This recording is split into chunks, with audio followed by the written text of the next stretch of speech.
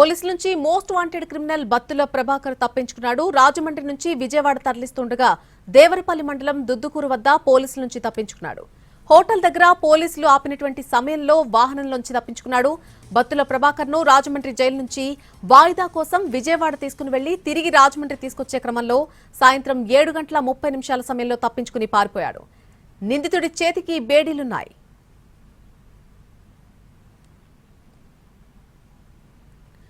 పోలీసుల నుంచి most wanted criminal Battula Prabhakar తప్పించుకున్నాడు. రాజమండ్రి నుంచి విజయవాడ తరలిస్తున్న సమయంలో దేవరపల్లి మండలం దుద్దుకూరు వద్ద పోలీసుల నుంచి తప్పించుకుని పారిపోయాడు.